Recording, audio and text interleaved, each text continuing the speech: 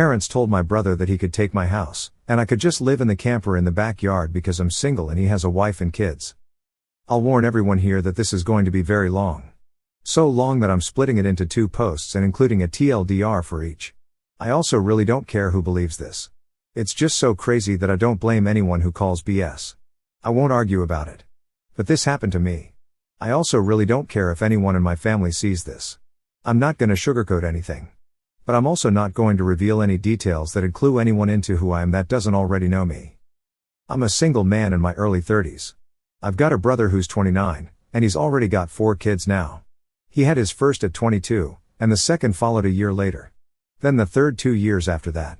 And the fourth is the most recently born a couple months ago. His wife, my Sil, and I do not get along as she always likes to try and get a rise out of me by acting superior. Then turns into an extreme self-victimizing drama queen if I retaliated against her in any way. She can cry in an instant and can put on an extremely convincing show to get sympathy from just about anyone.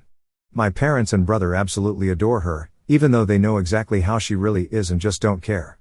She's very good looking, I'll give her that. But she's so awful that I could never be attracted to her. She also refuses to get any sort of job, even though she has a college degree and my mother willingly helps with the kids all day.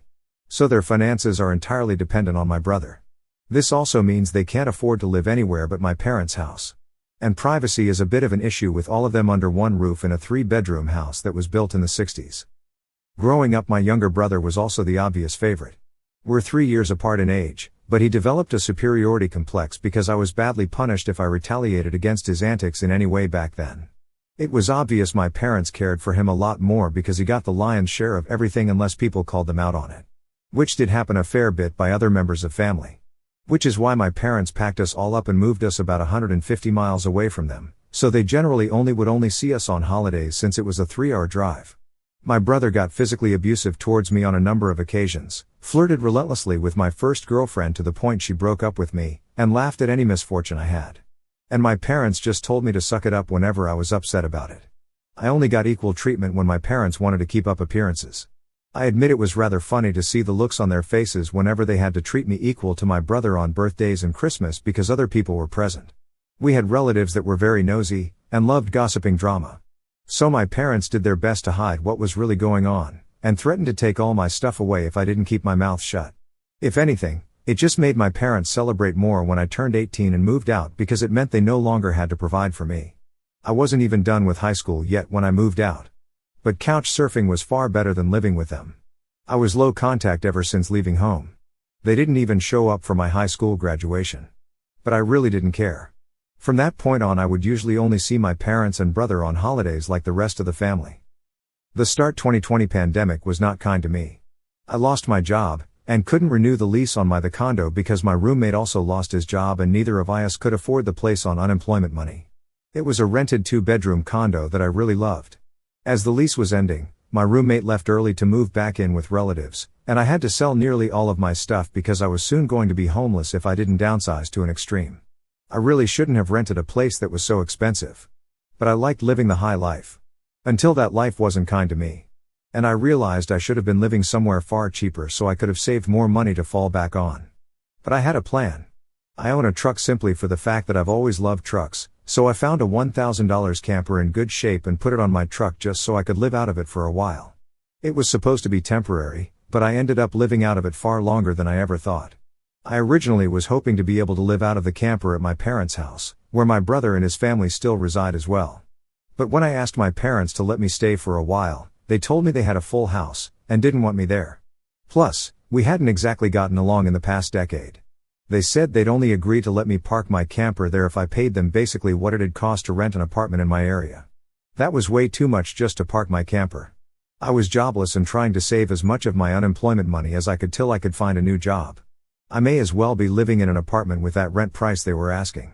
My parents called my camper an eyesore and told me to take a hike since we couldn't come to an agreement.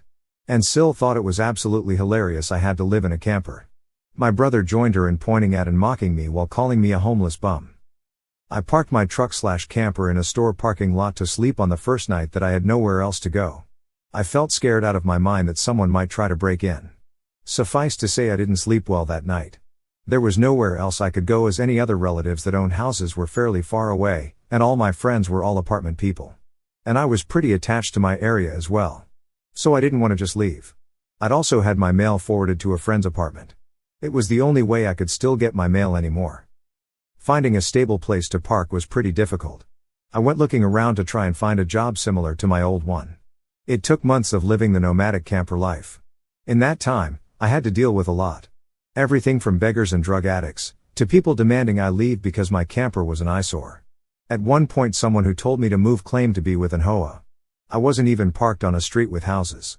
And when I questioned what HOA, they got incredibly belligerent and threatened me. I moved my camper anyway just to avoid the trouble. In order to have a steady supply of electricity, I learned to use a long extension cord to plug in anywhere I could to recharge my camper batteries. This meant sneaking around and plugging it into an outside outlet of a random building while parked on a street.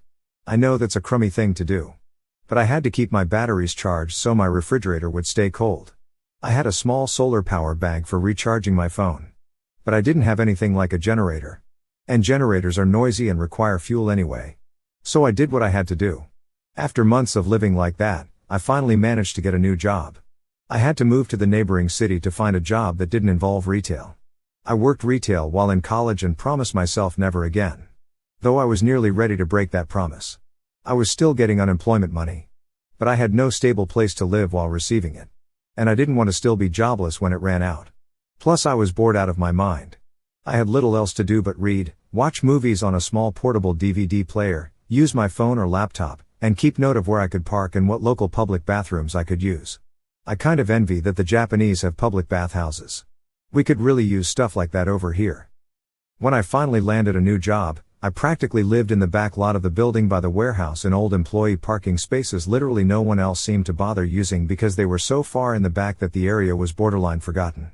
My boss/company owner actually liked this arrangement because I was willingly available to take any shift I could get, so long as I had enough sleep. He even let me take the camper off my truck and set it up in one of the spaces so I could drive around without it. Not exactly sure if this was legal, but no one bothered us about it. The entire time I lived back there, I didn't have to deal with many trespassers. There were a few, but the security guards escorted them out. I was pretty much on call almost all the time when they needed me, and was working virtually every day of the week. My boss let me plug my camper into the building for power and water, and I paid a small amount of rent by working for free on Sundays when no one else was in the office but the janitor and security guard.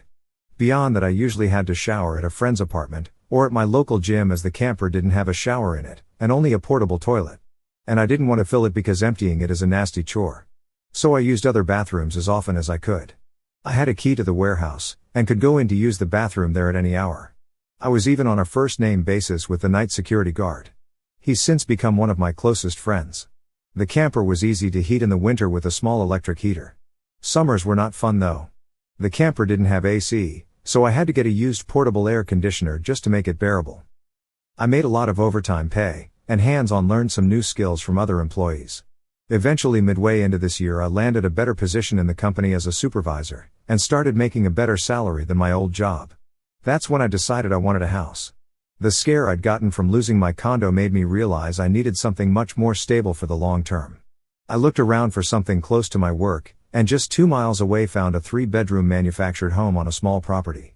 But I managed to get it for $10,000 less than the asking price somehow.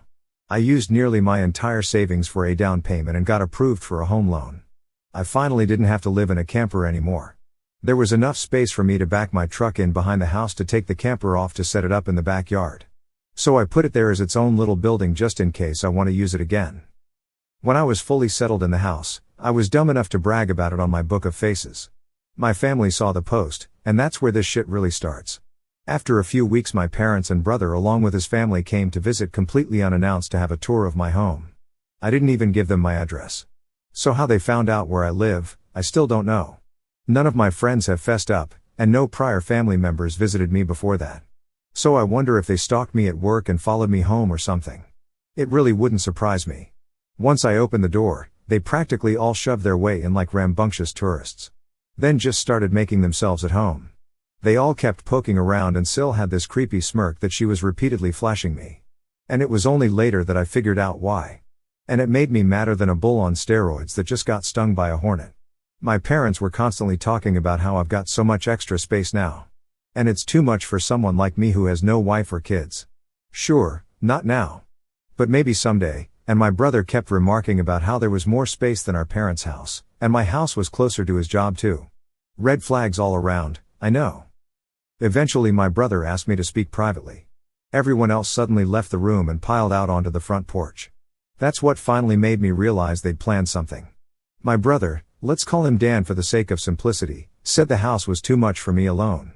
And I should let him move in with his family because his wife is pregnant with kid number 4. And my house is much closer to his job.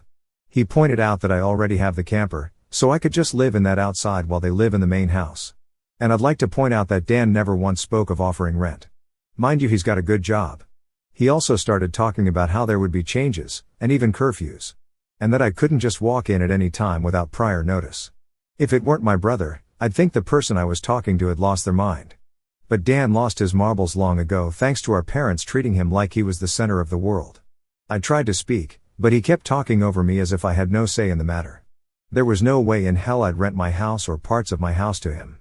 Other people maybe, just so I can pay the mortgage off more easily. But certainly not him, or his nasty wife. I've heard of this exact kind of situation in videos online many times. And never once did I think I'd actually live it because I thought it so ludicrous. But my parents, brother and Sil do all fit the bill for a bunch of narcissistic entitled crazies. So I picked up my phone and set it to start recording.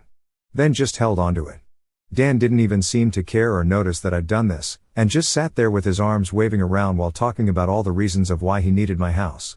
Then went from saying that to acting like it was a done deal and trying to reach out his hand to shake mine. That's when I finally showed my backbone and said hell no. And I said it loud enough that Dan stumbled backward for a second. I'd rarely ever raised my voice to him on that level because I was punished by our parents whenever I did. But this was my house, not theirs. My spine can be as shiny as it wants here. I stood up and then told him that my house was not up for grabs. And acting like I'll let him move in just because they want it, won't make it happen. I bought my house for me, and it's not my fault he keeps having more kids and has to keep living with our parents because he can't afford to move out. Dan got as physically close to me as he could without actually touching me and said that I didn't deserve the house, and he needed a better place for his family to live. I laughed back in his face and said that was total bullshit because I worked hard to be able to buy my house. Of course I deserved it. Dan started yelling that I have no wife or kids, and I don't need all the space. So I may as well give it to him. I said I'm not giving him anything. And he never even offered to pay me rent. If I let him move in, I'd still be covering the entire mortgage on my own house without even being able to live in my own house. Then Dan told me that he shouldn't have to pay rent because his family comes first, and our parents said I was going to do this, and that I will. I yelled as if their word was law or something. And told Dan that they did not have the right or power to give my house to him. Then right one cue my parents and Sil barged back in through the front door and surrounded me to try and force me to agree. There was a lot of fighting. But to sum it up from this point on, I heard the line "just do it" for Dan way more times than I can remember. In the fight I told them all they don't have a say in my life or my house. And to get out before I called the cops. Sil screamed the loudest at me about how she was pregnant again, and I can't do this to her. I said I did nothing to her, she just assumed she could take from me like I would just allow it. I had no obligation to her or her family. Then I called her a stuck-up bitch who never had any respect for me. So I don't care what she thinks or how many kids she has. I have no sympathy for her. She won't be living in my house. Well, that made her angry enough to attack me. She got in one good hit on my face and tried to do more, but my brother held her back, kicking and screaming. She kept demanding he let her go so she could scratch my eyes out. The phone I was holding recorded pretty much everything. So I held it up and said I was going to call police if they didn't leave right away. My parents told Dan they were leaving. Then my mother said that I had a week to come to my senses. I told her I won't be, and to not come back. Then I told Sil that my phone recorded everything, and if she tries anything, I'll press charges for assault. She screamed at me and then stormed out loudly, crying with her face in her hands.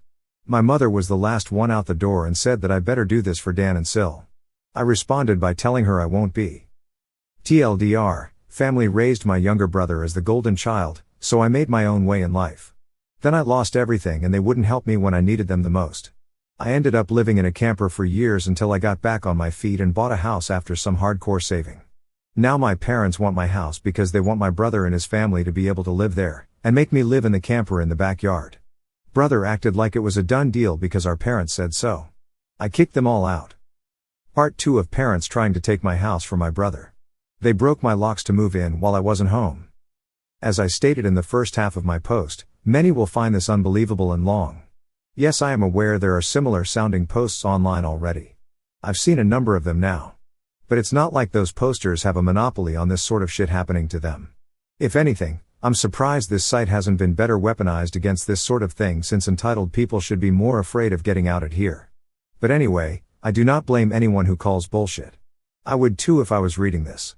However, by reading this and my first post, you'll know just how messed up my parents are, as in my life they were the root of all evil that spoiled my brother into the asshole he is today. And never once have they given me a real reason for why. And I kinda fear there isn't one. Some people can't explain why they make choices like child favoritism. So it's all they can do to try and stand by the child they backed. Which is exactly what my parents tried to do. And I've practically destroyed their lives for it. Not in the legal sense, but more an emotional one. After I kicked my parents, brother and Sil out for trying to force me to hand over my new house to my brother, I immediately went to my social media and told the story to the whole family. It spread pretty fast, but you won't find it now because it all got deleted some time ago, and I put my own profile on private. I posted about it because I knew that the first thing my family would do when they got home is try to twist the event to make me the villain. And I was exactly right. But I had about an hour to get started before them. And I had video evidence to back up my story about what they'd done. No, I don't plan on showing the video here. So don't ask. Being preemptive worked because I got a fair number of family members on my side right away. My parents, brother and Sil must have been all set to write their own post, but it was too late. So they didn't even bother trying to lie much. My parents, Dan and Sil, had a few flying monkeys supporting them. But not much else. Plenty of others knew how entitled they already were. So what happened was something they all quickly understood and accepted. There was one person in particular that called me. I don't know who they were. But they ranted at me that I was a horrible brother, and I needed to make way for a real family man. I just ended the call and blocked the number. This didn't repeat. The week went by, and my parents showed up with Dan at my front porch just like they said they would in their prior ultimatum. They rang my doorbell like crazy and also pounded on the door until I finally answered. I opened it just a crack, and they tried to shove their way in again. But I'd installed a couple of latch chains that prevented it, and even braced my body against the door for good measure. My father and brother demanded I let them in. But I said I was recording everything on camera, and would call the police if they tried to force their way in again. My mother calmed them down, and then in her most sickly sweet tone asked me if I was ready to let my brother move in. I told her and the rest of them to fuck off and never come back. My mother put on the crocodile tears and asked me why I can't just do this for Dan because he's my beloved brother. I laughed and then bluntly said I do not love him as a brother because he treated me like shit for years, and they only encouraged him to do so. They are terrible parents, and he is a terrible brother. Then told them to leave or I'd be calling police ASAP. They all left surprisingly easily, apart from my mother's loud crying and the others giving me dirty looks. One could say making them leave was suspiciously easy. I thought the whole mess was over. But I guess I should have taken them more seriously, because they had other stupid plans. I came home later that week on Friday evening to find a moving truck and my brother's minivan parked in my driveway. It was Dan and his family there moving stuff in. He just waved to me with a shit-eating grin when I saw him. I was furious and told him and the rest of his family to stop. But Sil smugly said to me that like it or not, they were moving in. And then in the most fake way while tilting her head and puckering her lips, she said that it was okay, because my mommy allowed it. And I should always listen to what my mommy tells me. I seethed with rage just hearing those words and looking at her smug bitchy face. So locked myself in my truck to call the cops right away. When they realized what I was doing, Sil started pounding on my window and yelling at me to stop. And that I can't do this to her because she and Dan need the house. And she cried, "Why can't you just do this for Dan?" I responded with, "Fuck Dan. It's my damn house. Not his." Then she threatened to key the side of my truck unless I stopped calling the police. All of which the 911 operator heard, thanks to the window being slightly open. I told Sil if she damaged my truck, I'd sue her. And she was smart enough to retreat. When the police arrived, Dan and Sil along with their kids had locked themselves in my house. I told cops what had happened, as well as showing them my new driver's license that had my current address on it. Then when we went to my front door, I saw that they'd changed the lock. And the old lock was laying on the porch with the center of it drilled out, and the drill they used was laying right next to it, with a complete Harbor Freight drill bit set. Could they have been any more stupid leaving evidence out like that? I pointed out the broken lock and drill, then gave the police a rundown on all the events that happened prior. Well, I guess Dan called our parents over at some point after I arrived home. Because they showed up while I was talking to the cops. My parents immediately lied and started saying that I'd agreed to rent my house to my brother and his family. I said that was an easily provable lie one way or another. So Dan and Sil finally came out of my house with some papers in hand. They both looked super smug, like they'd somehow outsmarted me. They'd actually drawn up and printed out a fake rental agreement. But my signature was not on it. There was one, but it looked nothing like my handwriting. I don't think any of them have ever actually seen my signature. So that was incredibly stupid on their part. I told my parents and Dan that was stupidly blatant fraud. And if the cops investigated, they'd easily figure that out. And I don't think going to jail and court would do them any good. It could even make Dan lose his job. Which is his only means of providing for his family. I also said I would get a lawyer and sue for damages if anything of mine was lost, stolen or broken. And I'd call CPS too for good measure. Dan went white and looked really scared when I said all that, but my mother got between us and doubled down about how I should just do this for Dan, and live in the damn camper so they can finally have a family home to themselves. I yelled at her that if she thought it was such a good idea, she could do it for Dan herself and let Dan have her house to himself instead. The cops separated my mother from me and I said I wanted them all out right now, or I'll press charges. I stated in a shout about how they drilled out my front door lock to break in, the lease papers were obvious fakes, they badly forged my signature, and I have recorded video of Sil attacking me. Those are felonies I could fuck over their lives with if I wanted. And if they didn't leave, that's exactly what I'd do. The only reason I hadn't already was for the sake of Dan's kids. So they have one chance to get the fuck out. The moment my parents heard that, I think it finally clicked that they could not force me to do it for Dan. My mother surrendered and said she'd put an end to this. Then she went over to Sil and spoke with her quietly for a minute while my father spoke to Dan. Sil instantly started loudly crying and ripping up the fake rental papers into tiny bits and tossing them like confetti, only to have an officer tell them to pick up the bits of paper or he'd cite them for littering. Both of the cops at this point had the "I don't get paid enough for this" looks on their faces. Dan had to start telling his kids to load their stuff back into the moving truck. The kids were all crying, and the eldest was sobbing that he won't get his own room now. Sil and Dan gathered their kids up to try and make one last pathetic attempt to guilt me with the sad family routine. You know, where they all gather together in a sort of group hug while all facing one direction. I swear, I think they'd practiced it beforehand.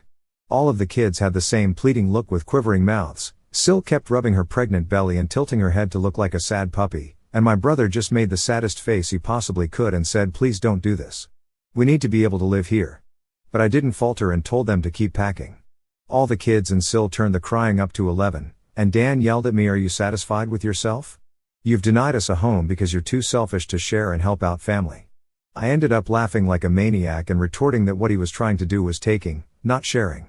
And no amount of crying will make me let his family move in because he's no brother of mine anymore. He's just an entitled prick who thinks he can take whatever he wants from me like when we were kids. Dan started F-bombing me until the cops told him to cool it or he'd be in cuffs regardless if I wanted to press charges. He sucked in his lips and looked a mix of afraid and supremely pissed off. I asked the cops if they could stick around until my parents, brother and Sil had all left. And they said they had no intention of going anywhere until this had been resolved. In fact, in the next few minutes 2 cops became 4 as more drove in for whatever reason. That gave my parents some extra incentive to get moving. I made Dan give me the keys to the new lock he'd put on my front door. Though I got another lock the next day anyway because I didn't know if he had copies of the keys or not, he was really reluctant to hand them over. Then instead of handing them to me, he actually threw them down the street and into a storm drain while saying to go get them myself. But one of the cops scolded him for that and made him go get them. He had to pull the grate off just to get at them. And he got pretty dirty in the process. When he got the keys back, he just grumbled then slammed them down into my hand. I then told them all to leave and never come back. My mother said I'd be disowned for this, as if that were some kind of threat to me. And I voiced that to them. Then in an overly sarcastically I said something along the lines of, "Oh no. That means I won't get to come to any holidays with you guys where I always get treated like shit by you all anyway. Because Dan has always been your obvious favorite. You treated all me so badly when I was growing up that if Dan ever needs an organ donor, I wouldn't give him anything. So do like you always told me to do when I was mistreated by all of you, and suck it up." My parents were floored after I said all of that. And the quartet of cops were looking pretty judgmental at them as well. I tell you, if you want to put nasty parents like mine on the spot, confront them in front of cops. Because they'll likely not try anything really stupid then. My mother just started crying and walking away. My father just stood there looking like he wanted to hit me. And Dan just held his kids in defeat. Oh, and Sil was off having a tantrum in my front lawn. Soon enough they all formed a line handing out boxes and got their stuff out of my house. Nothing had been unpacked yet. So it all was taken out pretty quickly.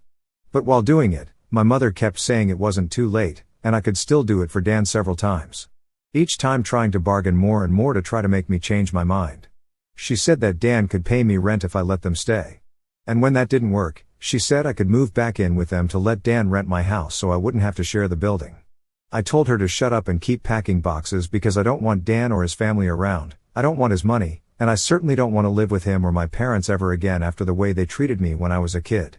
Making a deal with my parents would be like making a deal with the devil to me. Sil ended up having another tantrum after hearing that and threw a box down, then sat on the ground to have a pity party because she didn't want to go back to sharing a house with my parents. And she just sat looking angry/sad there until everyone else was finished. She didn't even want to get up when it was time to leave. They finally got everything out of the house and into the truck. So before they left, I laid into my parents one last time about all of the shit they put me through growing up. And with 4 cops being right there, they couldn't do much other than stand there and take it for once. I called them out on so many things that happened. And even pointed out how they couldn't just do something nice for me. Like letting me stay over with my camper when I was homeless and trying to get back on my feet. How they let Dan and Sil ridicule me and call me a bum. Well, who's the bum now? They wanted to kick me out of my own house so Dan could stay in it free of charge, yet when I needed a place to go, they wanted to gouge me for more than I could afford just to park my camper when they knew I was out of the job. There were more extremely judgmental stares from the cops when I said all of that.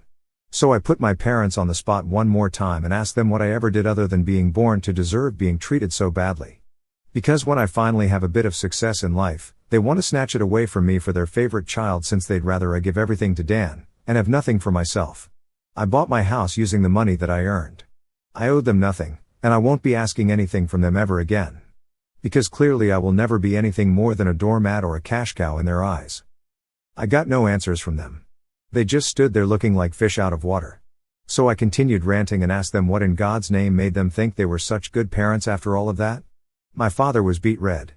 But more from embarrassment than anger this time. And my mother was crying that she was a horrible person. I bluntly agreed that she is a horrible person. They all are. And I bet they'll go to hell for it too. They were shitty people, and they all knew it. But if I'd called them out on all this stuff in private instead of in public, they'd just get mad at me and still act like I'm in the wrong. They just kept up the denial for so long that it became a part of who they are. My mother buried her face in my father's jacket to cry. And my father looked more defeated than I've ever seen him. Dan and his family avoided me entirely as they finished putting everything back in the moving truck. I made sure nothing of mine was stolen. Not that I'd had a chance to get much furniture yet. I was lucky to even have a couch at that time. They all got back in their vehicles, and Sil just stood staring at me with malice until my brother finally got her to drive the minivan home. And as soon as they were all gone, I got back online again and spilled the beans what happened. My parents were too embarrassed to even try and defend their actions this time. And while the family was somewhat split before this incident, it was now a landslide in my favor. Nearly all of the family has sided with me after this incident. And those who haven't simply aren't siding with anybody. No matter how much my parents previously tried the "we did it for Dan" line, no one listened anymore. So any remaining familial support they had is now gone. Many in the family who I expected wouldn't side with me, did. That includes the former Flying Monkeys. So I guess they've finally had enough. Around that time I offered to host half the family at next Christmas Eve in my new house. My parents were not invited. I wasn't blocked on my brother and Sil's profiles surprisingly. And I saw Sil had her 4th baby in early November. They are still living with my parents. I'm pretty sure they knew I was watching, because Sil kept making passive-aggressive posts every couple of weeks or so about not having enough space while living with my parents. Probably to see if she can still guilt me.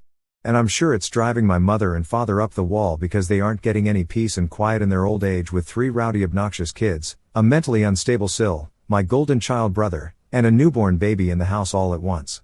Perhaps they could move into a camper in their own backyard and let Dan take over their house completely. They might get some peace then. Yeah, they could do that for Dan. There was supposed to be more. But this post got way too long. So I'll be posting a part 3 later. TLDR, I had to live in a camper after losing my job in 2020, parents refused to help me, I got a better job and eventually bought a house, parents found out about the house and tried to make me let my brother and his wife who was pregnant with baby number 4 move in and kick me out to live in the camper again. I kicked them out, but later on they tried to move in anyway by breaking in. Police were called, they freaked out and tried to guilt me, I made them leave. I publicly exposed my parents, and now the entire rest of the family is on my side, and my parents are utterly destroyed about it. Part 3. My parents, brother and Sil showed up to Christmas at my house when they knew they were unwelcome. I was trying to keep things to 2 posts. But I realized while compiling everything that part 2 was just too damn long. So I've divided it into a part 3. For those who commented en masse to get cameras. I will, when I can afford it. I'm still in financial recovery from buying a house last year. And as far as I know, good cameras need a decent computer to record too. And I don't have anything more than a 3-year-old laptop that runs Windows 10. Yes, I am aware of doorbell cams. That will be the first kind I get. For those who kept saying that I should have just gotten my brother and Sil arrested, that the only reason I didn't was because they are parents. Their kids need them. And if Dan was arrested, he'd likely lose his job. And without that, his family has no money. And Sil has an only months-old baby right now. Neither of them need to end up in jail. But you don't need jail for revenge. Police can help, yes. But I got payback without filing a police report. Would I be this merciful again? More than likely not. And they know it. I decided to wait on making an account and posting until after the new year, just in case more stuff happened. And it did. As previous readers know, my Sil was making passive-aggressive posts on social media that were obviously directed at me. Especially after Sil had her 4th baby in November. She was posting the same repetitive nonsense over and over again. She just found semi-clever ways of rewording it. But she pretty much kept regurgitating that she was tired of living with my parents, that there isn't enough space, she needs her own house, blah blah blah. I know I sound dismissive. But live through what I have with these people and you'd be ready to sarcastically play tiny violins in front of them too. They're just that bad. And since I waited until January to make an account, more happened just like I thought. I stated before that I'd invited half the family for a Christmas Eve party at my house. And everyone I invited all came, even though it was a fairly long drive of around 3 to 4 hours for them. But they wanted to come and show me their support. I was praised by them a lot for how hard I'd worked to get a house on my own, and that they were sorry for everything I'd went through. I was asked why I didn't just take my camper and drive the 3 hours back to them, instead of living pretty much homeless for so long. And I had to sheepishly admit that I was very attached to living around here, and I had my best employment opportunities in this area. My hometown doesn't have a lot of great job opportunities in my field, if any at all. And I wanted to make my own way as much as I could. An answer they overall accepted. We moved on to having a rather nice party. The best I'd been in years. Some relatives even brought CDs of great Christmas albums. And I have to say, the one my uncle brought of Ray Charles was my favorite. He sings Christmas songs like no one else I've heard. It was a grand and happy time. I felt like for once I could just forget my past issues and enjoy the moment. But I wouldn't be writing this if it had stayed that way. About 2 hours into the party, you know who showed up. My parents, brother and Sil popped in trying to look all smiles. They didn't even knock. Just walked right in my front door like they were meant to be there. I shut off the music and told them to leave immediately. They begged to stay and said they brought gifts. One of my uncles stood up and yelled at them before I got another chance to speak. And he said they don't deserve to be in my home, or my life after the shit they tried to pull months earlier. And he was backed up by several other relatives. Mind you, this guy is my mother's brother. And he used to love her to pieces until he found out about the shit that went on between me and my parents. My grandparents, mother's parents, as old as they are, hurriedly got in between us and said to my parents that if they want to make amends with me, it's far too soon. And they've never been more disappointed in them than they were this past year. They'd hidden their favoritism for my brother from prying eyes for a long time. But no one was fooled anymore. And they needed to make a serious effort to try and actually treat me like a son if they ever wanted to be in my life again. Then they turned to Dan and Sil, and said they've seen the repetitive nonsense Sil keeps posting about. They're tired of it, and to just let it go already. My house will not become their new home. Sil went back to her old standard of crying, and had a pity party about how she should be the one living here, and not me. She plopped down in a chair to have a tantrum and say it wasn't fair I got this house to myself when I have no family of my own, and she has 4 kids that need more space. And she just wanted a better place to live in and feel like a real mom. It was petty of me, but I loudly pointed out that she sucks as a mother because she lets my mother do most of the parenting while she sits on her butt all day drinking, playing on her phone, or going out and spending all of Dan's money. And she has the nerve to complain about it. I even joked that I'm surprised her baby doesn't get drunk from her breast milk since she drinks so much booze. Which I admit went a bit too far as I got some stares. And Sil demanded to know if I was calling her a bad mom. I said the evidence speaks for itself. And if she wanted to be able to afford to move out of my parents' house someday, then she needs to put her college degree to some use, get a job, and learn to save money. My mother already does most of the child care for my brother's kids anyway. So she'd have plenty of time after her baby gets a little older. My brother's eldest kid, who's 7 years old, ran up to start kicking and screaming at me for yelling at his mom. And he kept at me about how his mom said that I was the bad guy who made her cry and didn't let them live here. That's when my brother grabbed his son to pull him away. But all the other relatives jumped back in, and this sort of turned into a family intervention against my Sil and brother. She was crying, her new baby was crying, her kids were crying. Hell, even Dan was very nearly in tears from the verbal lashing he was being assaulted with. He ended up just sitting on the ottoman I keep shoes in by the front door and looking like a complete wreck. He couldn't look anyone in the eye, he couldn't even say 2 words to me. Not with the whole house filled with angry people ready to judge him if he tried to let out his inner golden child again. If they weren't there to get in his way, I bet this would have ended up a repeat of when he tried to order me around to try and take my house months earlier. By this point, though, he'd been so thoroughly humiliated that his and my parents' reputation in the family was completely destroyed because the masks were all now off now. Soon after, my parents, brother and Sil all left in defeat. The party resumed and we all avoided speaking of what just happened for the rest of the evening. Since most of the adults had been drinking, everyone stayed the night in my house. I even let some of them sleep in the camper so there'd be enough space. I admit, it also makes a good guest house. My relatives all wanted a tour of it earlier as well. And they said they couldn't believe I'd been living in it for around 2 years. I got a lot of questions about it. Like what summer and winter was like, and so on. I was up earlier than everyone else Christmas morning, and had a fresh pot of coffee and some ibuprofen for those spiked eggnog hangovers a few of them had. I was complimented on being a way nicer host than my parents ever were, and we all agreed to do this again next Christmas. After Christmas, Sil did finally stop making posts that were obvious digs at me, and deleted all of the old ones as well. But shortly after the new year, she more recently made a new post complaining about how she'd tried to convince my parents to get a camper like I did, so it could be set it up in the backyard so Dan and his family could use the whole house as their family home. Well, a taste of one's own medicine is never fun. Because my parents turned that idea down, vehemently, I hear. No one is gonna push them out of their own home, let alone their master bedroom. The post was only up for a couple of days before Sil removed it. And she has hardly posted anything since then. She loves to complain. But if a tree falls and no one is around to hear it, can it still complain? Sil, I guess, has realized there's no point in doing it when no one hears her anymore. And Dan can't afford to move his family out on his salary alone anytime soon. If they end up expecting another child in the next few years, I won't be surprised. Things mellowed down for me since then. And I've even invited friends over for a poker night. I suck at poker because I can never remember a damn thing about it. But so what? We get to drink beer and eat junk food while being merry idiots. We all loaded up on Whoppers from Burger King and just had it at the best way 4 grown men can when they just want to have a good unadulterated time and get piss drunk. I think maybe around summer I'll look into possibly dating someone. I'm not exactly getting younger here. Fingers crossed that goes well. My camper just sits idle in my yard now. And I admit, there were some days I went out there just to spend time in it. I did live in it for 2 years. It's like my second home.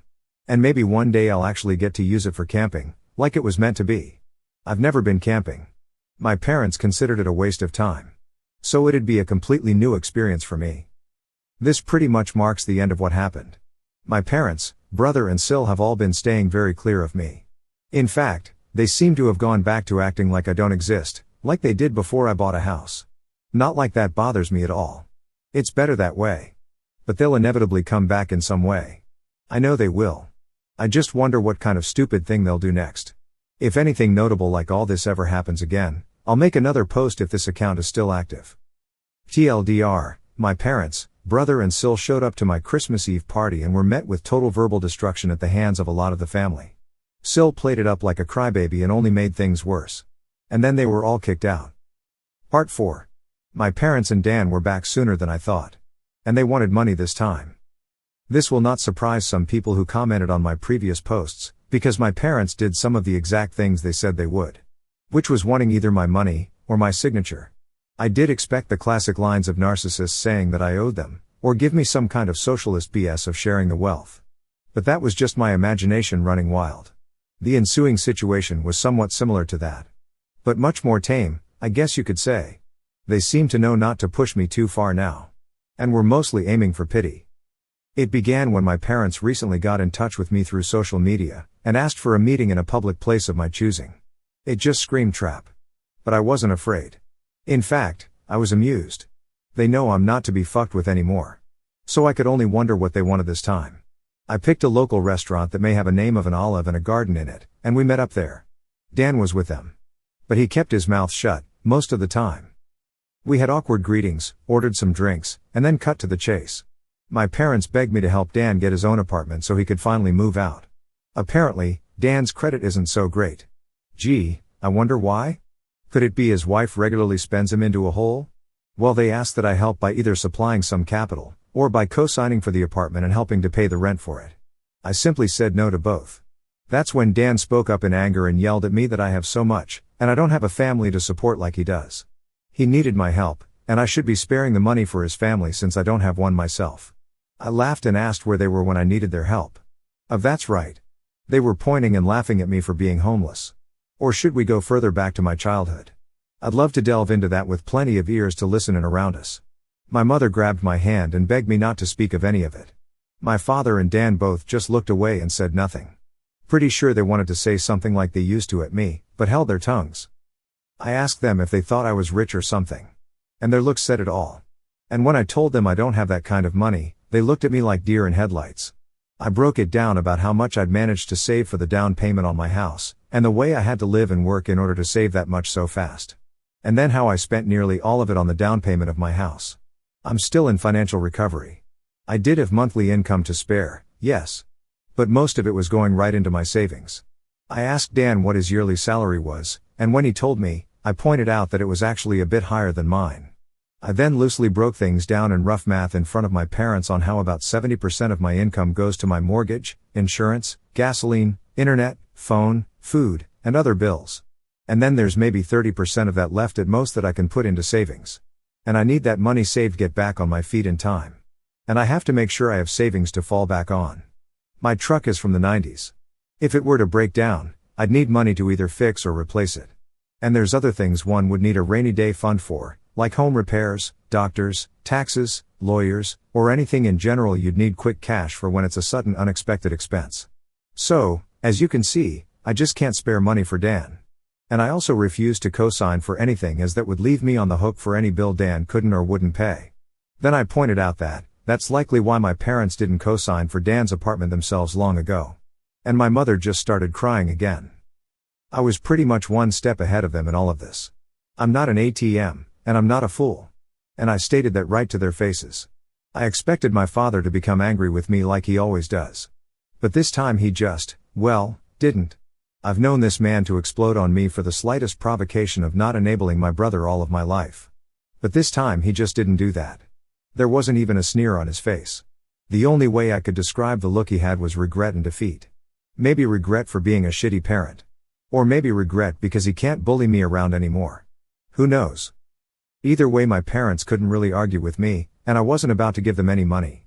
Dan just got up and said this was all just a waste of their time, and that he was leaving. My mother started apologizing for him, but Dan still wanted to leave. Then just to kill with kindness I offered to buy them a round of unlimited soup and salad while we were all there.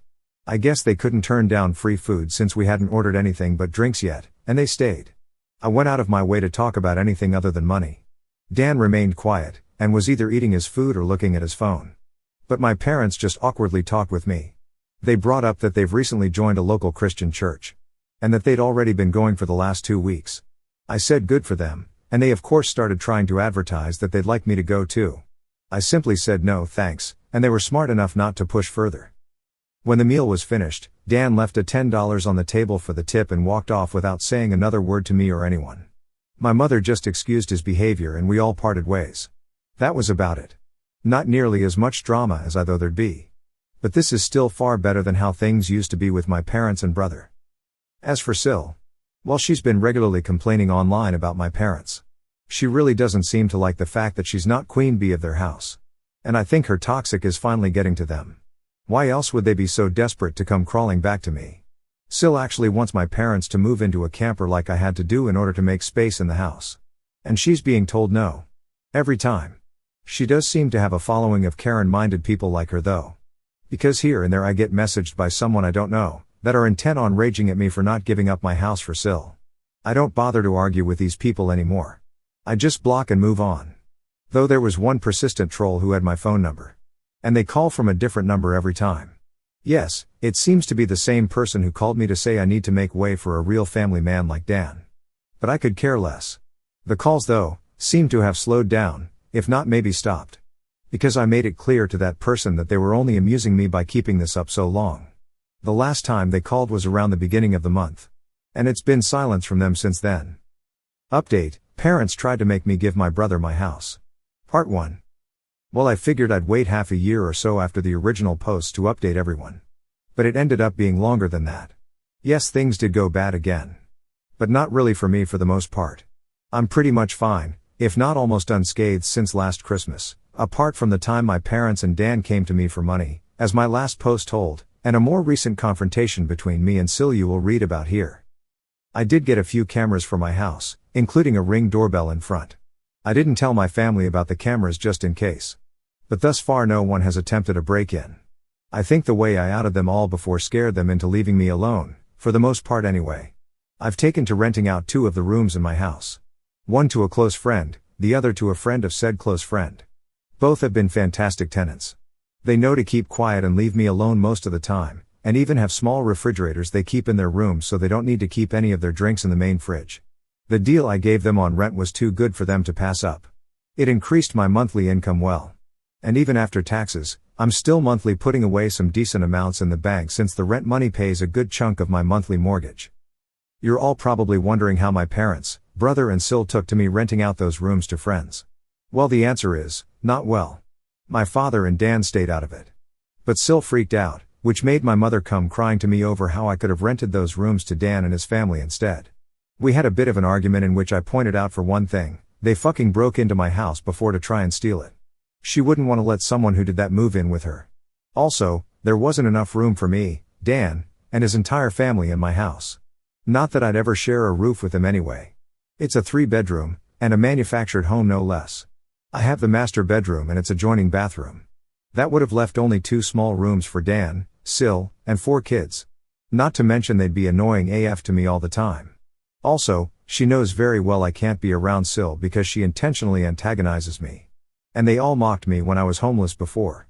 Besides, my current tenants are both single guys in their 30s I get along with.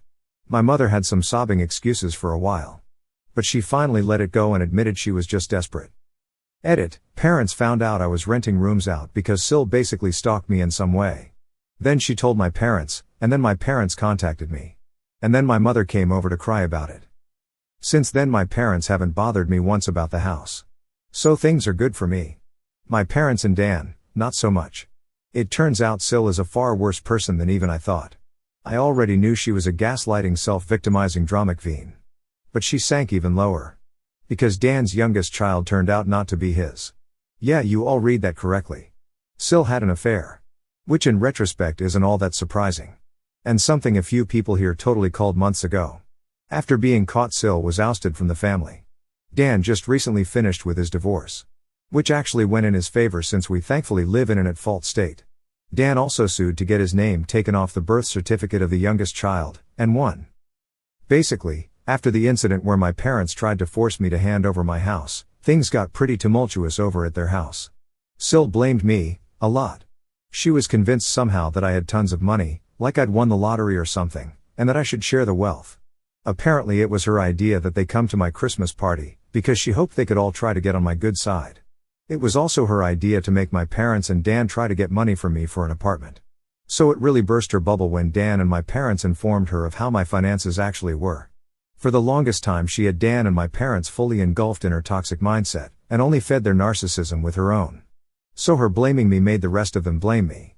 That is until what happened in front of the police when they tried to steal my house. That's when the downfall for Sil really started. My parents and Dan were apprehensive about coming to my Christmas party after the way I'd outed them. But Sil convinced them to just throw together a few cheap gifts from what they could get at the last minute and just show up, because he'd never throw us out once we're already there. Boy was she wrong. She gambled on that plan, and I with the complete blessings of everyone I'd invited threw her and the rest of them out. Her plan, she no doubt thought was the most clever thing ever, backfired in her face spectacularly. I guess being chewed out by family at my party not only wrecked my parents' reputation even more, it actually started a wake-up call for them to eventually not listen to Sil anymore. And as I said in my last post, my parents decided on going back to church. Perhaps because last year I'd said they'd probably go to hell for their actions. I can't say that's the real reason. But you gotta admit, it would feel kinda satisfying if that was the case. Though my parents hadn't been to church in 2 decades before going back. While I don't think it's a bad idea that they're going to church, they need to understand that going doesn't just give them a do-over for all the shit they've done in the past.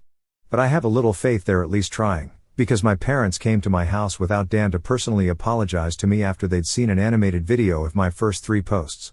That's right, they've known about this Reddit account for a long time now. They also know everything I'm saying. Yes, they're unhappy about it. But I feel everyone here deserves an update since it's anonymous. For my parents and Dan though, watching animated video of themselves and their own actions was a great way to make them see what kind of people they really are. And they came over to apologize to me later. I'd never seen my father apologize like that to anyone. And the man isn't a good actor. So this felt genuine. They fully acknowledged what they did to me, and how there's no excuse for any of it. They even described themselves as narcissists, and admitted the truth that they had wronged me very badly. Then they went on to blame Sil for a lot of things. Yeah, they kinda threw her under the bus. But it's not like she wasn't guilty of everything they said. My parents have been getting counseling for a while now too, and did offer group family counseling. But I declined as I'm not ready for that anytime soon. Dan himself didn't apologize to me for some time. But he looked extremely remorseful any time the past was brought up. Meanwhile, Dan and Sil's marriage absolutely fell apart. It wasn't a crumble, it was a cascade. Without me as the scapegoat/black sheep/ATM, that they couldn't mock or try to get money from anymore, and after the public humiliation of social media, my Reddit posts, and the animated online video, Sil finally let out enough of her toxic on Dan and my parents for them to realize she's not the person they thought she was. Their denial had been strong. But Sil's entitlement was stronger. I've had many a thought of lightsabers clashing over this drama. Sil clad like a bimbo Sith with a lightsaber that looks like a giant lipstick, or something like that. I imagine there's a wealth of puns and jokes to be had there. But I really didn't bother to think much more detail about it. But as you can imagine, things only got worse because Sil kept looking for other ways to get what she wanted. She kept bringing up ads for used campers and RVs to try and get my parents to buy one to live out of, so they could have the main house. And she kept doing this no matter how many times they told her to stop. She even tried to say my parents should just buy an RV and have a life on the road, like normal old people do. That was stupid, even for Sil. The opposite was suggested by my parents, that Dan and Sil buy a camper themselves to live out of it instead. Sil basically said she shouldn't have to do that since she's the mom. She pretty much lorded the fact that she thought she had total parental authority over everyone's heads because the kids in the house were all hers. And when Sil didn't get her way, she actually took her baby and left the house to disappear for several days. They knew she was fine because her phone was still working, and she was responding texts with short but passive-aggressive answers. And when she came back, she was only more embittered because nobody caved to her demands while she was away. Sil also refused to go to church. But Dan went with our parents and took his kids along as well, save for the youngest since Sil refused to let him take the baby anywhere. Personally, I don't go to church. I believe in God and all that stuff. But I just don't like church. Besides, it never did me any good growing up. Update: parents tried to make me give my brother my house. Part 2. Part 2. Just so everyone understands, a lot of this information came from Dan and my parents. So I'm just telling what I know. Shit really hit the fan when Dan suddenly called out his wife as a cheater March. This shocked us all, because we thought he was a complete pushover to her. But no, he's not. At least not anymore. You all know how he treated me when I was on his bad side. Well, his wife wasn't spared that ire at all. He started putting pieces together about her deceit after finally pulling his head out of his ass, and secretly got DNA tests for all his kids. 3 of the kids are his. But the youngest one, the baby, was not. For the record, Dan and I both have pretty dark straight hair that's almost black. Same with our parents. Sil's hair is straight and pretty dark too. But the baby's hair is lighter and a bit curly. At first Dan just thought it was because of the baby's age. Sil kept playing it off, and said that it would darken in time. But the baby's hair never got darker. I guess that was Dan's biggest clue. He confronted his wife with the DNA results in front of our parents. And she broke down sobbing that it was a mistake. Sil pulled out all the Darvo stops of denying, trickle-truthing and gaslighting. But Dan had none of it, and actually had done more to find out about her affair than I would have ever thought. I knew he was smart. He just let himself be dumb. He had detailed proof of her cheating with phone records, texts he got off her phone, bank records, and the DNA test. He even identified the man she's cheating with, who is likely the father since he has much lighter colored curly hair. The evidence against her was crystal clear, and Dan said she was so bad at hiding her affair, he didn't even have a hard time figuring any of it out once he started looking. My parents demanded that Sil leave their house immediately. That's when she went psycho on them all. First in just yelling. But she quickly got physical. Police had to be called by my mother. And yeah, Sil was arrested. She scratched up Dan and my father quite a bit with her long fake nails, and even harmed her eldest kid in the crossfire by hitting him hard enough to have a black eye and nosebleed when he tried to intervene.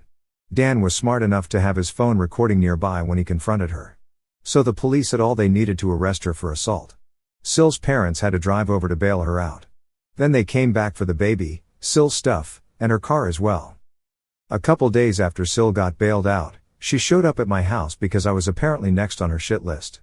As soon as I opened the door, she went on a delusional rant where she called me out about posting on Reddit. Then said I was the entitled bane of her existence. I'm not sure, but I think she might have been high on something, because this felt extra crazy for her, and her eyes didn't look right. She claimed mothers with young children are the most sacred thing in the world. Then went on yelling that giving up my house shouldn't have been too much to ask for. Because supporting the family was the least I could have done. And if I had, then her family would still be together. When I tried to talk while she was spewing all that out, she actually attempted to shove me and cover my mouth. She even had her hand poised like she was ready to scratch me. Well, that went about as well with me as you can expect. I'm not exactly one to be threatened, and told her I'd call police if she didn't take her hands off me right that moment. I also told her I'd got all it on my doorbell camera. She started panicking the moment she heard camera. Then I ended up verbally savaging her to the point she was backing off my porch. I told her she had some gall to call me entitled when she's exactly that. She didn't work for anything she had anymore, cheated on her husband and got pregnant from her affair partner, made my mother do most of the parenting for her children, spent Dan's money till they were in a financial hole, and acted entitled to my home to the point of trying to steal it. I called her entitled X1000, and that she's a greedy bitch who is blinded by narcissism. Then I told her to stop blaming me for her own actions and to never show up at my house again. Being told all that was pretty much all Sil needed to hear before jumping back into her car, then peeled out and sped off. This was finally the straw that broke the camel's back for me.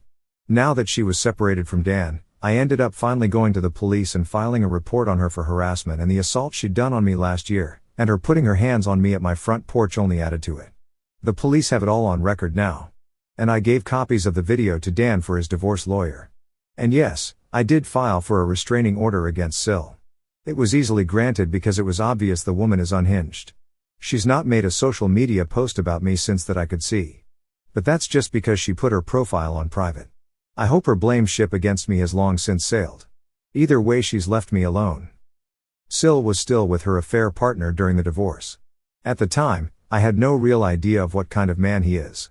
But any person who monkeys with someone else's spouse and even has a child with them, really doesn't have a lot of morals to begin with.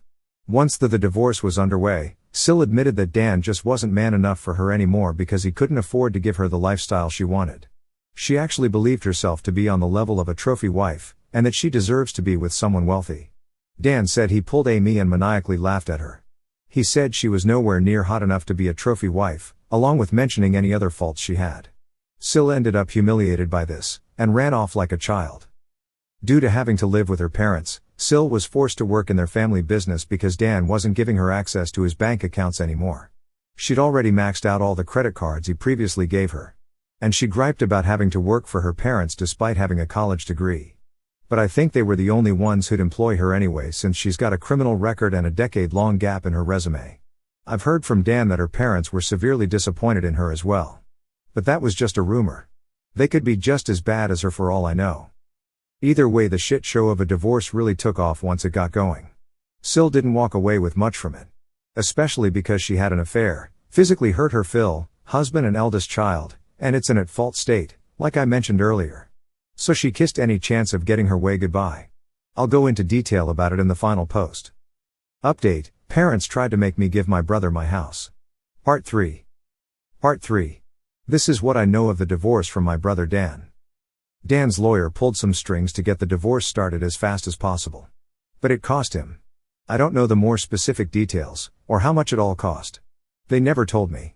Sil, on the other hand, was financially backed into a corner very badly. And you know what can happen when you corner an animal. She fought back.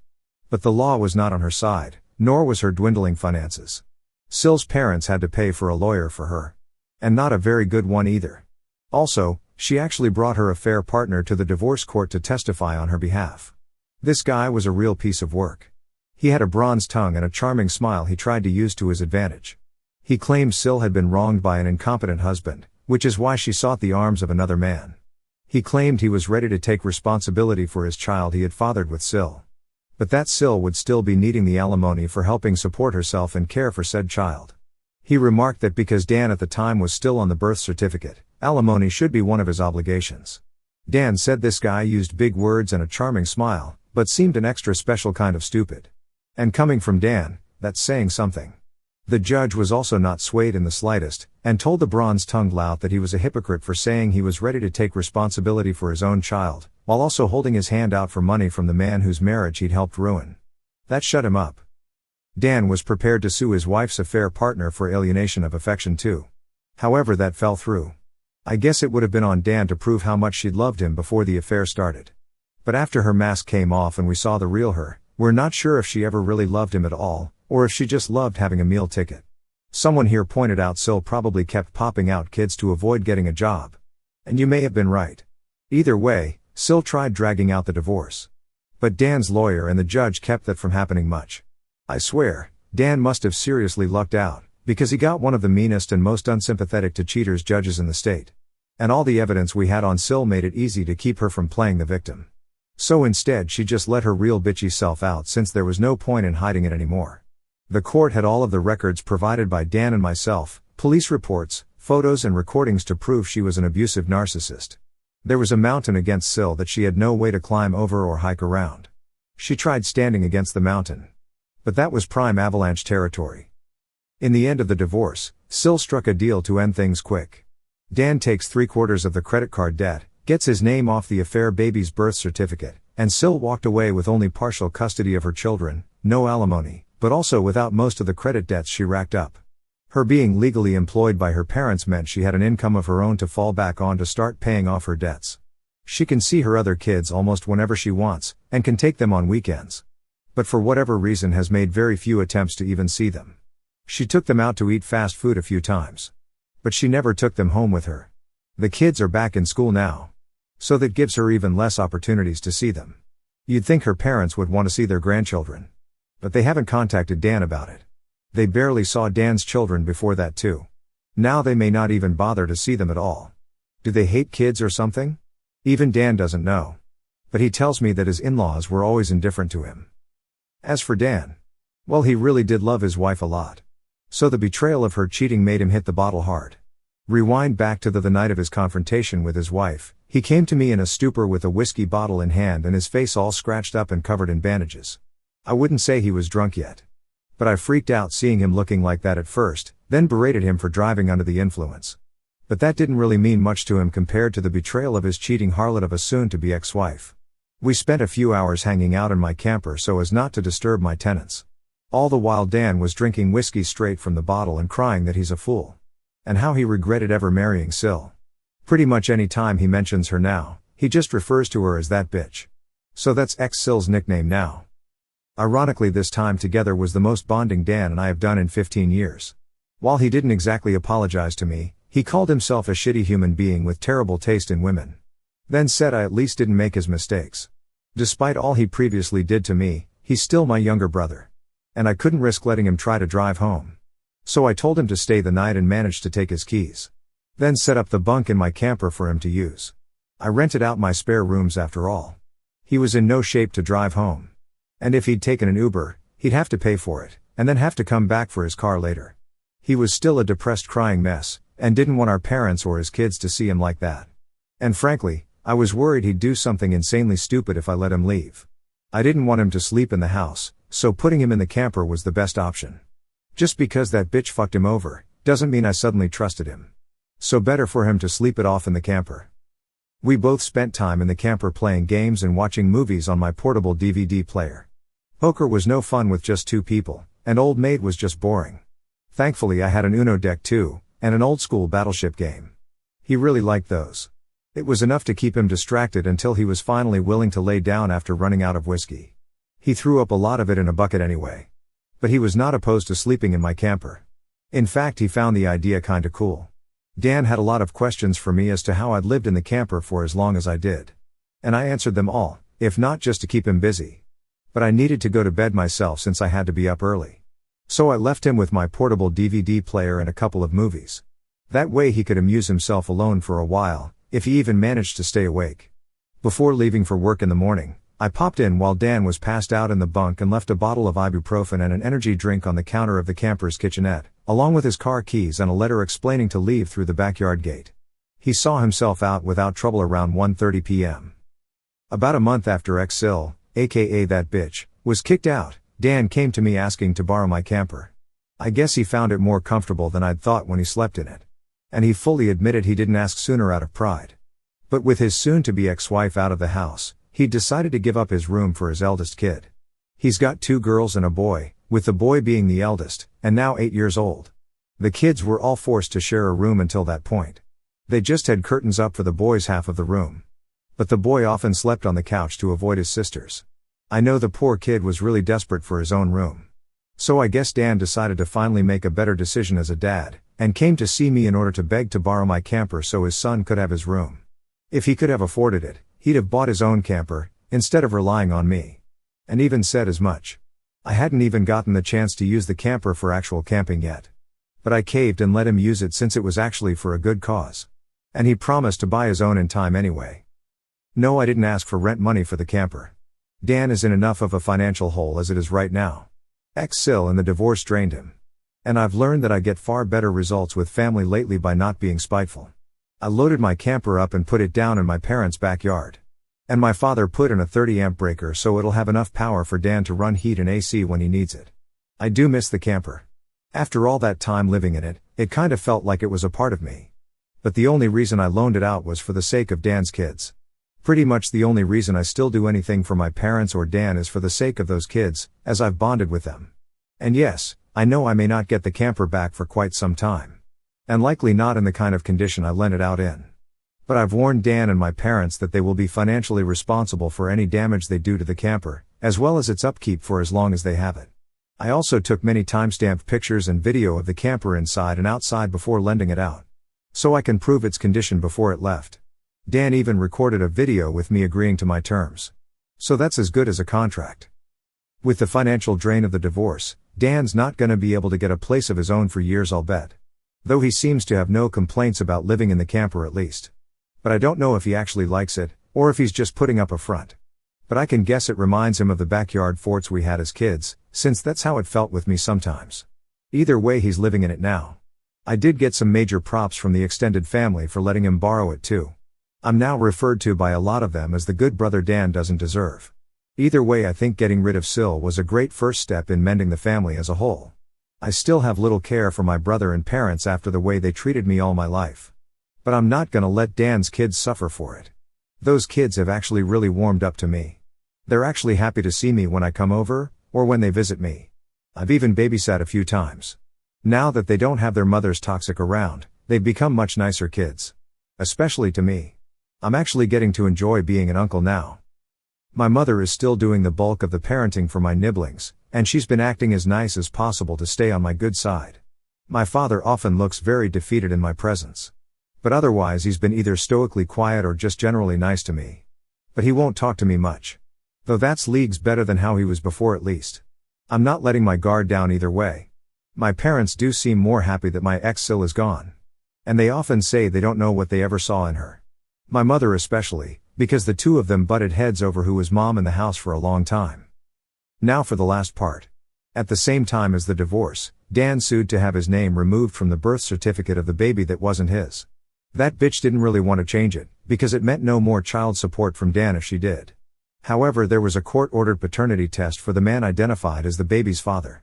I was prepared to laugh in case it turned out he wasn't the father either. But he was. And Dan's lawyer had a long talk with ex-Sil's lawyer.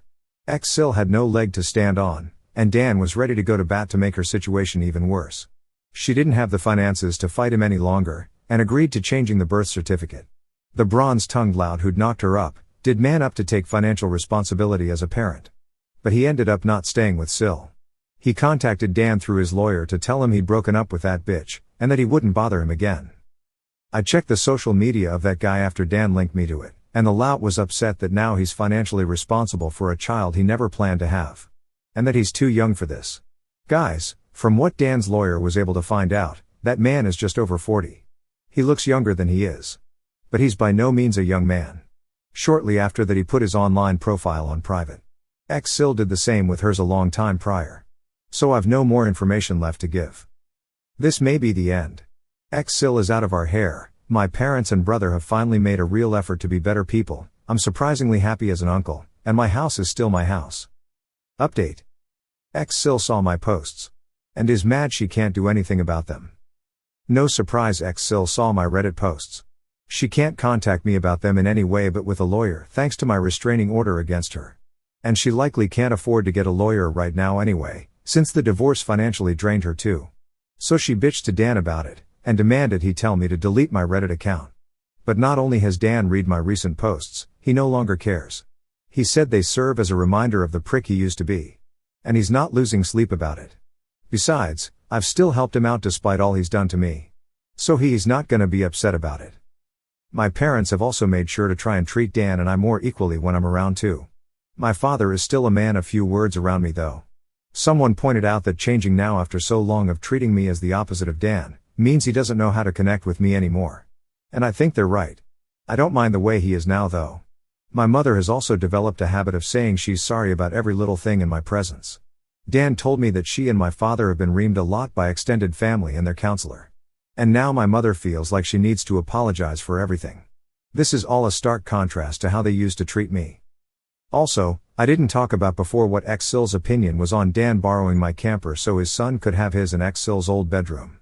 Well, like a stereotypical bully, she looked down on him and mocked him about it because now he's living like a bum, as she put it. But Dan took it all in stride and asked if she was done yet, because he knew this was exactly how she'd react. And he just plain doesn't care anymore. She's borderline dead to him, and her insults were on deaf ears. Then he pointed out to her that he was living out of the camper because he was putting his kids ahead of himself so his son could have his own room. Something his ex never did, despite being their mother. She just weaponized her children and pregnancy to keep from working and to emotionally blackmail everyone. Then he asked her to remind him how that was working out for her. Mind you, this was early on in their divorce. I'm sure you can all guess her reaction. Dan said his ex did have quite the tantrum about my recent posts.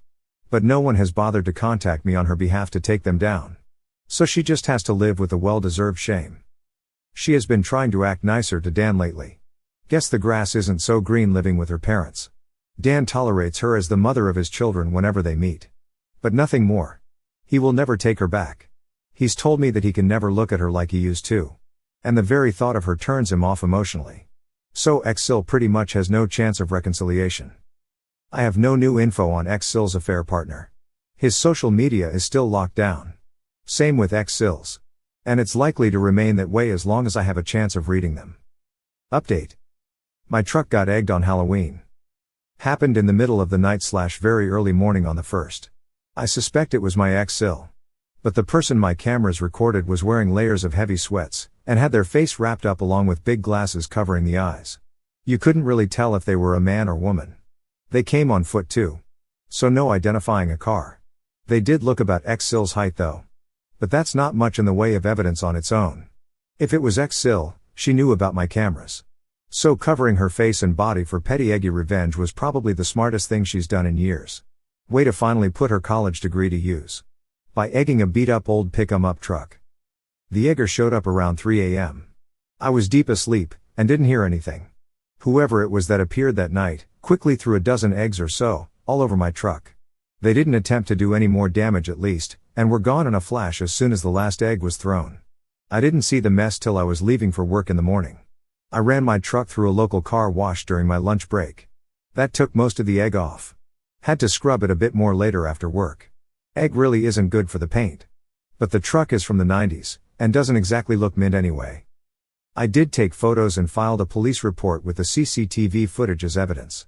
But so far nothing has come of it. There was no real damage other than my minor irritation and $15 at a car wash. If Xsil did do this, then she was smart enough to only throw eggs and not key my paint or slash my tires. So my insurance wouldn't be involved. I don't think much will come of the police report as the cops seem to dismiss it as a probable prank by a teenager.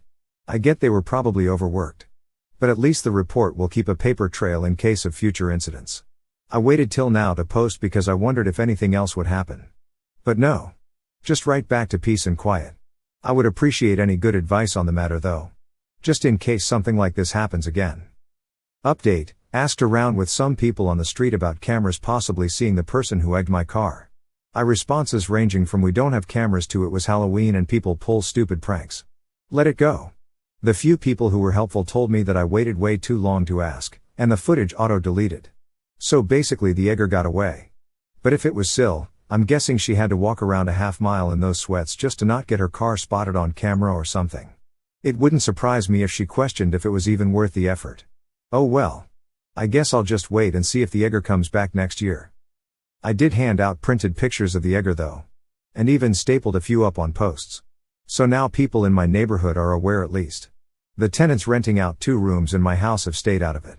And I don't really blame them. It's not their problem. Update: Dan returned my camper and Xsil got a DUI, but I've also got a copycat that has made my family upset all over again. To start this off, I came back after all this time to find 500 messages in my inbox, and 130 unanswered PMs. Please don't PM me anymore. There's just too many to answer. So if you PM'd me and I clicked ignore, I'm sorry. Just know that's why. It was not personal. I just felt too overwhelmed to reply to so many. But that's not what brought me back to Reddit. I decided to stay away at least a year because my posts were not exactly boosting family morale. So I didn't log in for quite some time. But then the other day my brother Dan spotted a video with an unbelievably similar to mine in far too many ways.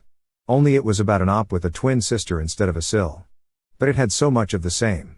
Entitled Narcissistic Parents, Guy treated like shit all his life and then rendered homeless, golden child sibling, keeping the favoritism a closely guarded secret from family while the op was growing up. Sister still in her 20s has 3 kids and was pregnant with a 4th, sister's eldest son attacks op, and above all them trying to steal the op's house by breaking in while he wasn't home. So many parts were nearly identical. Even 2 lines like "suck it up" and "my house is not up for grabs" were in the video. My parents and brother are frankly pissed, and I wasn't happy seeing the video either. We've all been trying hard to get past our previous family dynamic and what Xsil put us all through. You can imagine it took a lot for me to let go of my grudges. But in a year my parents and Dan have improved more than I'd seen in my entire life before that. And I love me nibblings to pieces. So whoever wrote that copycat story, congratulations, you just sent my entire family right back into needing therapy. And yes, my family is aware I'm making this post. Now with that rant over, here's what I hope to be my final update. Now for what was stated in the title. I had a few naysayers before. But Dan kept his word. My camper was returned to me a few months ago, and in good condition. Dan took good care of it, and thoroughly cleaned it before giving it back. He and our father also resealed the roof on it once while it was in their care. Inside it's no worse for wear than it was when I was living in it. Only I got it back smelling like pine cleaner. There was some minor drama while Dan was living in my camper from a neighbor right behind them. Not quite sure she qualifies as a Karen. But she was close enough. She started yelling at them from over the fence about the camper. And started threatening police. My brother and father went off on her, and then explained Dan was living in the camper so his son could have his bedroom. Well, the neighbor still wasn't happy, but stopped with the threats. My father talked to her husband later though, and he was bull mad at her. Then he apologized on her behalf, and said Dan was doing a good thing by giving up his room to his son. The neighbor husband also congratulated Dan on kicking out Xsil, and said he was always afraid to mention before. But she was just a horrid woman. We can all agree on that now. So yeah, the neighbors aren't a problem anymore. Dan and our father managed to get some money together on the side, and bought a slightly bigger camper to set up in our parents' backyard. We needed my truck just to move it. But we got it in there. It's basically the best Dan can do right now till the credit debts his ex piled up are paid off. And even then, he's got the future of his kids to plan for. He may be living in that camper for the next 10 years. But it's preferable to how it was when he was married. His ex-wife certainly can't and won't be contributing to college funds for the kids. Except maybe for her affair baby. Dan's camper is admittedly better than mine, and it's newer, bigger, and has its own bathroom.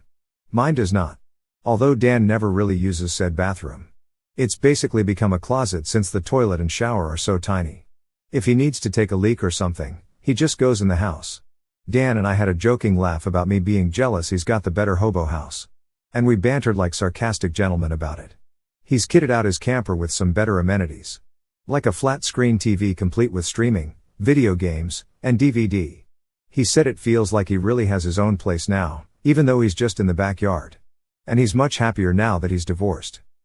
Dan tells me one day he'll get a truck too, just so he can move the camper on his own someday. But for now he's sticking with his minivan for the sake of his kids. So his camper is sitting pretty where it is, and mine is back in my backyard where it belongs. Though it's not gone unused. I temporarily rented it to a cousin who moved into the area for work. And they were only in the camper about a month before finding their own apartment. Other than that, it serves as a guest house when needed. Relatives come by to use it when in town so as to not need a motel. My nephew has come over to stay in it a few times for fun as well. His sisters don't really have an interest. The camper the closest he's ever been to camping. Same here sadly, because I didn't buy that camper to camp, but to live. As for my parents, they've gotten therapy. My mother got medicated for her mental problems, and fully acknowledges her terrible past mistakes as a parent with all of the favoritism, as does my father. My father is still awkward around me. But he's been fairly active in his church, and is working hard to rebuild the family reputation as best he can. And Dan has cut back on drinking a lot since he isn't so stressed out anymore. He's even taken up exercising. He's in pretty good shape now. And he told me his ex-wife saw the picture of him he posted online after shedding 20 pounds and called him to compliment. He didn't take the bait. As for the holidays, my parents, brother and nibblings all came to my Christmas Eve party last year, along with most of the other relatives who came the year prior. No problems at all, save for the fact none of them could stay the night in my spare rooms anymore since I rented them out. Both of my tenants were away seeing their own families too. Things went swimmingly. Not only was Ex-Sil not invited, she wouldn't have been able to crash the party anyway because of my restraining order against her. But she also barely made any attempt to spend time with her other kids either. She only bothered to see them twice a month at best. She didn't even send them any gifts for Christmas or birthdays since being outed as a cheater. And the kids were initially pretty upset about that. But now they just don't care. Ex-Sil I guess decided she was going to try to live like she was single again, despite having a baby at home. And it didn't go well because life gave her one hell of a cheese slap. On New Year's, Ex-Sil went out late to party like it was 1999. And she got pulled over by a cop on her way home. She got arrested for DUI, and her car was impounded. She called Dan while being arrested begging him to come get her car to keep it from going to impound. He told her he was not helping her, and she could deal with it herself. Dan has drank and drove, so it was kinda a little hypocritical. But this woman put him through so much, I don't blame him for rebuffing her. Some flying monkey of Ex-Sil's called Dan to berate about him being a terrible person. Pretty sure this was the same woman who called me a while back. Dan had none of her shit, and went off on her with a long tirade about his ex's cheating, what happened in the divorce, and that he has no sympathy for his ex since she left him with mounds of credit card debt and she does nothing for their kids anymore. The flying monkey didn't call back. We still don't know who she was. But Dan said she sounded like a religious nut. Ex-Sil went to court, and she pleaded guilty for the DUI. Dan found this out because she called him claiming that because of the DUI, she wouldn't be seeing her other kids anytime soon. She told him she was sentenced to take a 6-month DUI class, in which time her license is suspended until completion. And she won't be allowed to drink at all. Which is the part she was most upset about. I've heard of these classes before. They make you take regular and at times random urine tests, and when you finally get your license back, you have to have a camera and breathalyzer installed in your car for a year. Also increased insurance rates for the DUI on record. Ex-Sil has not been having a fun time. But I have no pity for her. I don't drink and drive. Sadly that's all the info I have on Ex-Sil, as she's kept minimal contact with Dan for some time now. And eventually she'll probably stop contacting him altogether unless absolutely necessary. I don't know anything else about Sil's parents, or her affair baby. Even Dan doesn't know. But I do still have a bit of info on someone else. Remember Ex-Sil's affair partner, the bronze-tongued lout? Well, he made his social media public again. And he doesn't seem to acknowledge the existence of Ex-Sil or his child at all. Dan tried to message him, and promptly got an immediate block. So the guy is just being an ass and acting like his shit don't stink. Whatever. His knocking up ex still got her out of the family anyway. So in a way, we're all thankful to that AP bastard. That's everything I have. And hopefully won't need to come back again. Unless my truck gets egged again next Halloween.